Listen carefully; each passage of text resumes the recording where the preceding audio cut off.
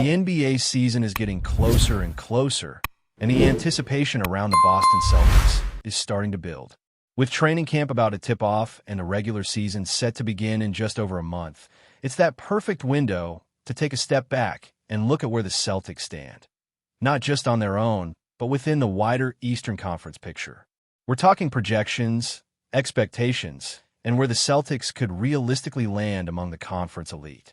But let's be real, this Eastern Conference is in flux, and there are a lot of questions still floating around for almost every contender. So what better way to kick off the conversation than by diving into those projected win totals and trying to get a feel for how Boston stacks up? Starting with the Cleveland Cavaliers, the projections have them around 55 wins, which feels ambitious. Despite losing Ty Jerome, a glue guy in their rotation, and dealing with uncertainty around Darius Garland and Max Struss, they're still being pegged as a top-tier team. Garland might not be ready to go at the start of the season, and Struss' injury throws a wrench into their perimeter shooting. That means Donovan Mitchell and Evan Mobley have to do some serious lifting out the gate. There's talent there, but the margin for error is thinner than people are admitting. The over might look tempting, but don't be shocked if Cleveland eases off the gas during the regular season in favor of peaking during the playoffs. It's a team that's tasted postseason failure enough times to start prioritizing readiness over record. The New York Knicks are projected at 52 wins and change, and that honestly might be too low. Yes, defense could be a concern, especially with Jalen Brunson and Karl-Anthony Towns sharing the floor. But they've still got two premier defenders in Mikal Bridges and OG Anunoby to offset the backcourt lapses. If Mitchell Robinson returns to form and ends up starting next to Towns, they might have just enough interior protection to survive. And let's not forget Josh Hart. He's the type of hustle guy who could end up in sixth man of the year conversations. There's an identity to this Knicks team. It's fast-paced, it's high-octane, and it's deep. That alone gives them a slight edge heading into the season. And then there's the Orlando Magic, surprising everyone by showing up with a projected total of 51 wins. That's bold. Sure, the Magic are exciting. Paolo Banchero is blossoming into a real star. Desmond Bane brings a lethal outside presence, and Tyus Jones offers a steady hand at the point. Franz Wagner continues to develop, and Wendell Carter Jr. is quietly one of the more solid bigs in the East. But this is still a young team figuring itself out. Chemistry takes time. That kind of leap, from fun young team to winning over 50 games, that's a massive jump. It feels like we're a year early on Orlando, so the under seems safer. Moving down, we get to the Atlanta Hawks. They're sitting at 46 projected wins, and honestly, that might be the sweet spot. They've added Charles Bassey to their rotation, moved off Kobe Buffkin, and brought in guys like Nickel Alexander-Walker and Luke Kennard. They've got versatility, shooting, and, maybe most importantly, clarity. Trae Young isn't going anywhere. Dejounte Murray has another year under his belt. The roster isn't flashy, but it feels solid. If they gel early, 46 wins might turn into 50 in a hurry. Take the over there. Then come the Detroit Pistons, who are pegged around 45 wins. It sounds high if you haven't been paying attention, but there's serious optimism brewing in Detroit. Even after losing Malik Beasley and Tim Hardaway Jr., they've added Karis LeVert and Duncan Robinson, while getting back Jaden Ivey, who barely played last year. Cade Cunningham is healthy. Ozar Thompson is a wild card with sky-high upside. Detroit could make a leap, and not just into the play-in. There's a version of this season where the Pistons finish in the top 3 of the East. It's aggressive, but that's how much belief there is in this young core. Put them down for the over. Milwaukee, on the other hand, is a different story. Projected at 44 wins, and you'd think with Giannis Antetokounmpo in the lineup, that number would be higher. But there's something off. Between the Eurobasket drama, where Giannis got outplayed and called out by opposing teams, and the general sense of stagnation in the Bucks front office, the vibes aren't good. The roster behind Giannis is thin. You've got Kevin Porter Jr., Gary Trent Jr., Miles Turner, solid pieces, but none of them scream difference maker. If Giannis is left to do too much again, the toll might show. Hot take: the Celtics finish ahead of Milwaukee this year. Stamp it. Speaking of the Celtics, the books have them sitting at 43.5 wins. That's tricky. It's low, especially for a team with as much upside as Boston. There's a wide range of outcomes here. If they start hot, if they stay healthy, they're easily pushing toward 50 wins. But if they struggle out the gate or lose a key piece early, things could get weird fast. You could see the wheels start turning in Brad Stevens' head. Thinking long-term, maybe even shifting toward a tank if things unravel early. That's worst-case scenario, obviously. Best case? Peyton Pritchard explodes, Anthony Simons proves he's worth the contract year, and Jaylen Brown sneaks into MVP conversations. There's a world where Neemias Quetta makes a leap and becomes one of the better backup bigs in the league. A lot has to break right, but the talent is there. Go ahead and take the over. Why not? At this point, we've already named the Cavaliers, Knicks, Magic, Hawks, Pistons. That puts the Celtics right in line for the 6th seed. Maybe 5th if things go their way. And then there's Philadelphia. The Sixers are also slotted at 43.5. And if you believe Joel Embiid is coming in locked and loaded, you have to consider them a threat. But how many years in a row are we going to fall for the off-season Embiid photos? It's the same thing every summer. He looks leaner, more focused, more engaged. And every year, Philly fans are left wondering what could have been. It's exhausting. Still, even with the disappointment cycle, they'll probably finish ahead of Milwaukee. Again, that's how shaky the Bucks look right now. What's wild is how steep the drop-off is after that. Indiana comes in at just 39 wins. The Pacers have a bunch of B-level talent, but lack a real engine without Halliburton. Sure, they've got Pascal Siakam, and names like Aaron Nesmith and Jalen Smith fill out the rotation. But losing Miles Turner hurts, and they just don't feel like a team that's ready to push forward. They might say this isn't a tank year, but if the wheels fall off early, don't be surprised if it becomes one. And Miami. Man, what's going on down there? 37 wins? That feels correct.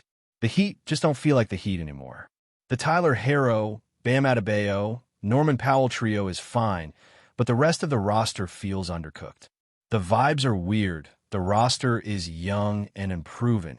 And unless Jimmy Butler has one more miracle run left in him, this looks like a regression year for Miami. Thunder feels safe. Toronto is next at 35 wins. And here's the thing. This team might be better than people think. Brandon Ingram, Scotty Barnes, R.J. Barrett, Emmanuel Quickley, Jacob Poeltl. That's a legit starting five. There's depth, there's youth, there's motivation.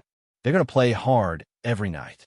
In a weak East, sometimes that's enough to overachieve.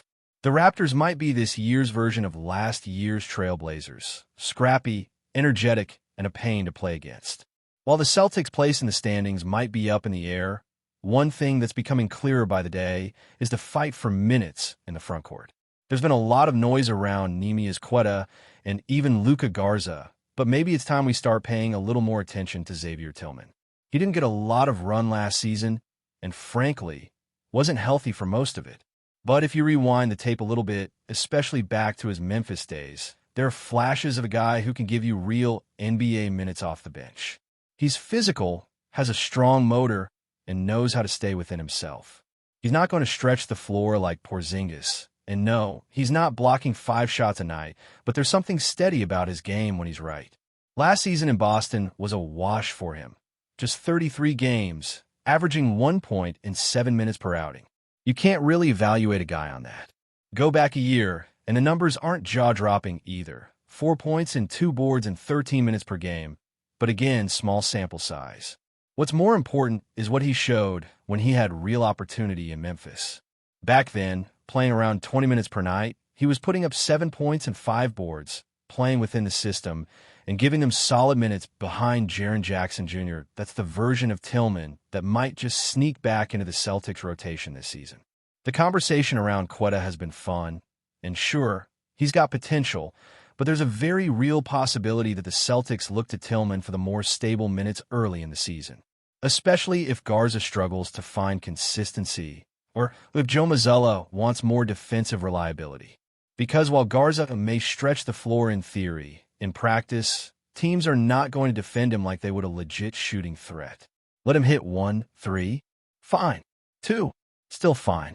It's not going to change the defensive game plan until he proves he can do it night in and night out. That's where Tillman's edge comes in. He's not flashy, but he doesn't need to be. What he brings is toughness, grit, and the kind of low-maintenance presence that every good team needs on the bench. And really, this all ties back to the biggest question heading into the season. What kind of team does Joe Mazzulla want this to be? Last year's identity leaned hard into the three-point revolution. And that made sense when you had a big like Al Horford or Porzingis who could step outside and keep defenses honest. But now, the Celtics might not have that same luxury. Not every lineup is going to have floor-spacing fives. So what does that look like for Mazzulla's playbook? Does he go smaller and quicker? Does he lean into more traditional sets with non-shooting bigs? Does he try to run the offense more through Jaylen Brown or Anthony Simons in those second units? These are the questions that will define the first 2 months of the season. And then there's the missed opportunity with Charles Bassey. A lot of fans are still talking about how he could have been a nice fit. He's now in Atlanta on a vet minimum deal, cheap, low risk, and exactly the type of flyer that good teams usually take. He's not a star, but he's serviceable. And in a rotation where you're relying on guys like Quetta or Garza, another functional big body could have gone along with him. You're not asking Bassey to start. You're not asking him to take over games. Just be a backup five who can give you 10 solid minutes if someone gets hurt.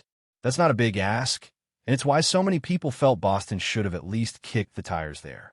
Now he's another what if on a rival Eastern Conference roster. But before we continue, please remember to subscribe to the channel and give the video a like. Your support helps us keep bringing you the latest news about the Boston Celtics. Feel free to share your thoughts on the news in the comments as well.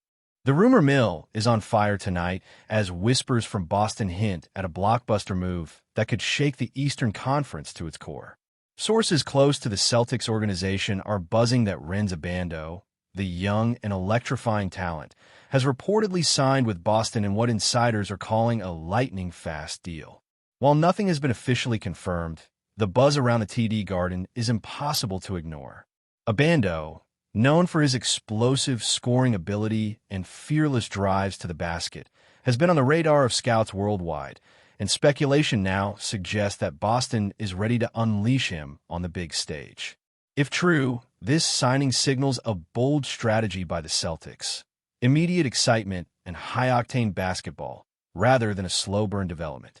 Fans are already imagining the fireworks, fast breaks, deep threes, and ABANDO slicing through defenses with a confidence that belies his age. The timing of this rumored acquisition is intriguing. With the Celtics looking to reinforce their roster and inject fresh energy, ABANDO's potential fit alongside veteran stars could be a perfect storm. Coaches and analysts are debating how his skill set might mesh with Boston's signature style. Disciplined, yet aggressive, with a willingness to let talent shine in clutch moments. Some are even whispering that this move could tip the scales in the Eastern Conference, giving Boston a wild card weapon that opponents might underestimate. Of course, all of this remains in the realm of speculation. Celtics insiders have been tight-lipped, and ABANDO himself has not commented publicly, only fueling the frenzy. Social media is already ablaze with fan reactions, some ecstatic, some skeptical, but nearly everyone agrees on one point. If true, Boston is aiming for spectacle, not just strategy. As the rumor grows, one thing is clear. Celtics fans are bracing for a thrilling ride. Whether ABANDO's arrival becomes the league's next major shakeup or simply a tantalizing story that fades before tip-off, the chatter alone has revitalized Boston's off-season narrative. For now, the city waits, wide-eyed and buzzing, for confirmation that their team has indeed captured one of basketball's rising stars in a flash move that could redefine the Celtics' immediate future. That's it for this update. If you enjoyed the video and want to keep receiving exclusive news about the Boston Celtics, please subscribe to our channel and give the video a like. We always appreciate your comments and opinions. See you in the next video.